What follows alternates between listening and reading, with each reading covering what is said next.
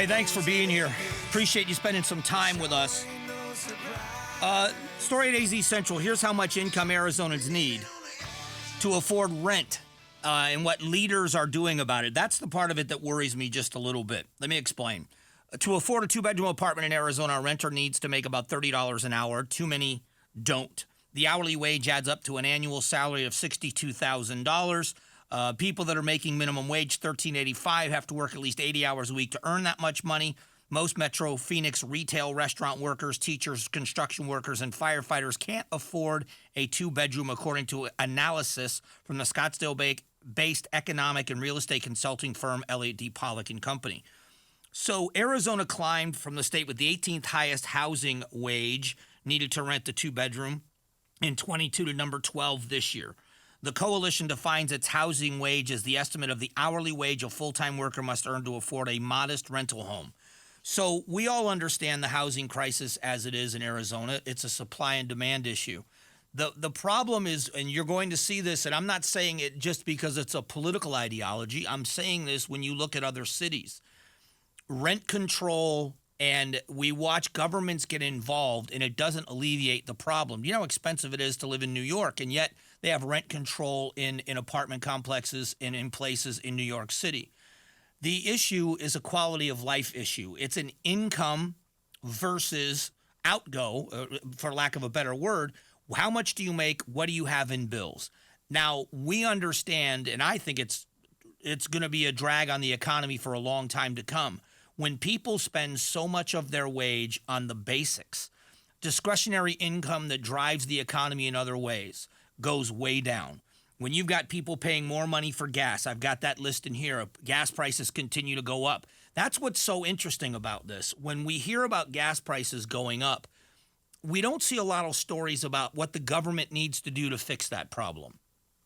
When it comes to rent, when it comes to a place to live, with food, we have food assistance programs. We have people out there that are doing great things to help people that are hungry. I talk about my relationship with St. Mary's Food Bank. I stay in close contact with them because I look at the economy when working families are still near record numbers looking for food assistance.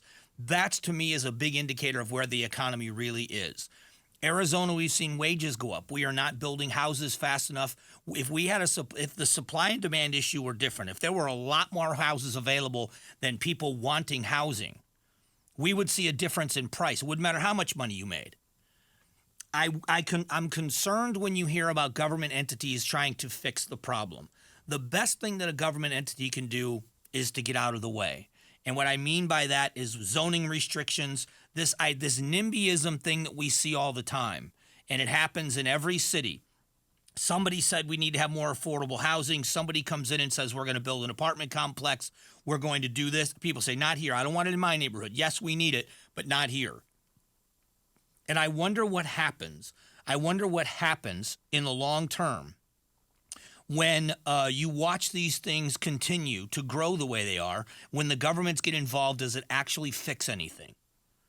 I think it's a great study. One of the things about being in a growth city like Phoenix, and I should say the Valley as a whole, but I say the Metro Phoenix area, we call it the Valley. One of the great things about being the Valley is cities, smaller cities that are growing very quickly, can learn from the mistakes of bigger cities.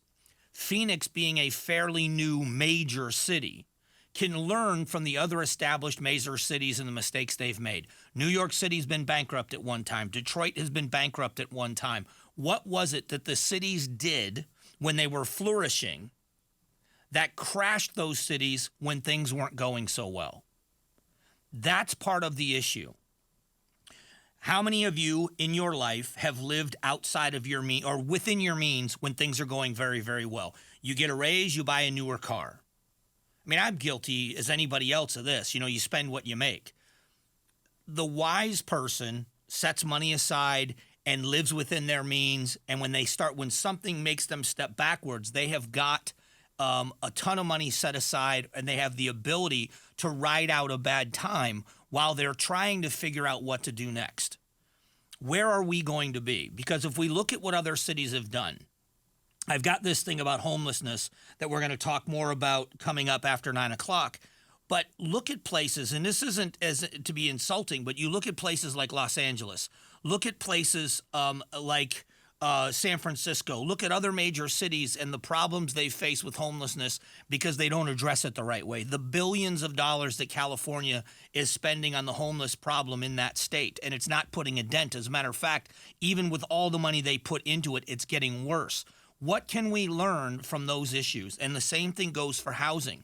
What can we do? Now, there's a lot of people that would say what we should do is we should force rent control, but what if we went the other way? What if there were incentives to builders to build affordable housing? It's one of the things that I wonder if cities do already, and if they do, to what extent is it known so that builders see it as an advantage? Because a business person, if you're in business, what do you have? If you're a contractor, 20 years as the individual, you may sell it off or pass it off to your family. But for 20 years, let's say you've got a company, you build it up over the first 5, 6, 7 years, then you ride that wave as long as you can and you make as much money as you can. Why would you build a project that doesn't make you the amount of money that you can on another project? You're going to go A, with what you do well, B, that is profitable. Why ignore that? Why wouldn't we encourage builders through whatever means necessary by getting out of their way to incentivize them to build more affordable housing, more multifamily dwellings, more quickly? Let's get these things done. Let's expedite the process so it's not taking you years to get a project off the ground. I think if we start there, we put a dent in this.